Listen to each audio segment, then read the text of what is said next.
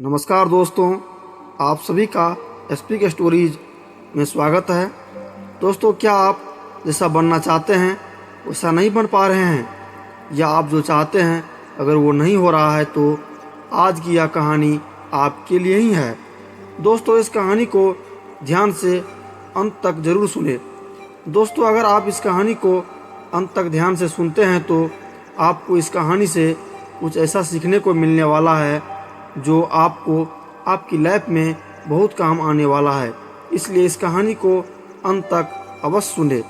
दोस्तों, आज आपके पास जो कुछ भी है वो इसलिए नहीं है कि आपकी किस्मत में इतना ही लिखा था या फिर आपकी किस्मत ही खराब है, बल्कि वो इसलिए है क्योंकि आप इतना ही डिजर्व करते हैं। दोस्तों, यह प्रकृति बड़ी ही न्यायप्रिय है। यह उसे उतना ही देती है जितने का वह हकदार होता है, चाहे वो ज्ञान हो या धन। अभी आपके पास उतना ही है जितने की आप हकदार है, लेकिन आप अगर इससे भी ज़्यादा चाहिए तो आपको उसे काबिल बनना होगा। दोस्तों, ऐसा कौन सा गुण है जो आपको काबिल बनाता है? क्या आप उस गुण के बारे में जानना चाहते हैं? अगर आप जानना चाहते हैं तो आप गौतम बुद्ध के जीवन की इस कहानी को अंत तक ध्यान से ज़रूर सुनिए। दोस्तों, इस कहानी को सिर्फ समझिएगा मत, बल्कि इस कहानी को अपने भीतर उतर जाने दीजिए। तो बिना समय को गवाए चलिए कहानी की शुरुआत करते हैं। दोस्तों, एक बार गौतम बुद्ध को एक सभा में भाषण करना था, और जब सभा का समय हुआ तब बुद्ध वहां आए और बिना कुछ बोले ही वहां से चले गए। तकरीबन 100 से ज़्यादा लोग बुद्ध का उस सभा में इंतज़ार कर रहे थे, और बुद्ध के इस तरह के व्यवहार को देखकर सभी लोग बहुत चौंके, लेकिन किसी ने भी बुद्ध से कोई भी प्रश्न नहीं किया।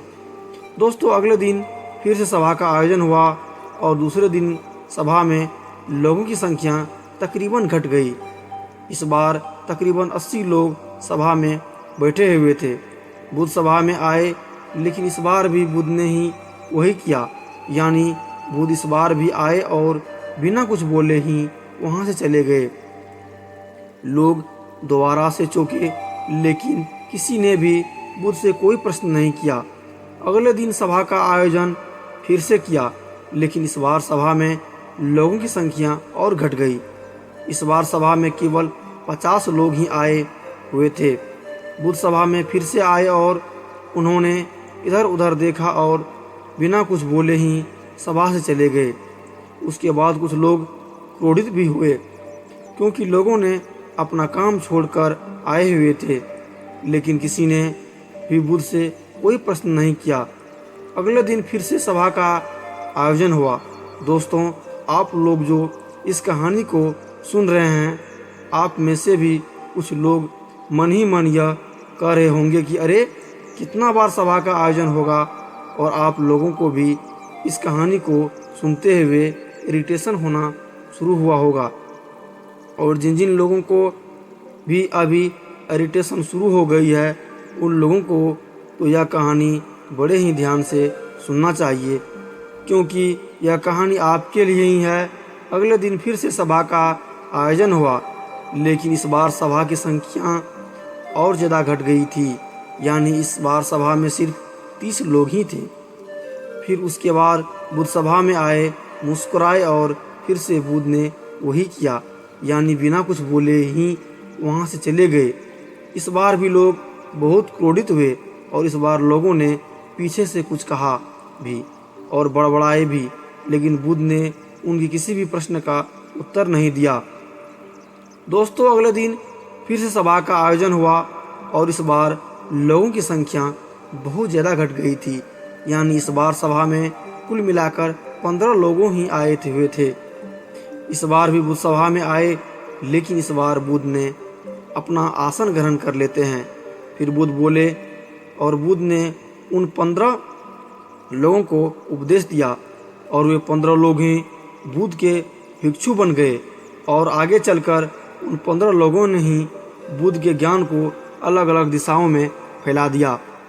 फिर एक दिन बुद्ध ने किसी से पूछा कि बुद्ध आप कई दिनों तक बिना बोले ही सभा में क्यों चले जाते थे।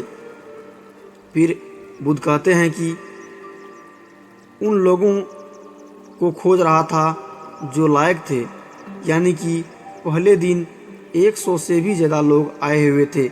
उसमें से ज़्यादातर लोग सिर्फ आए हुए थे।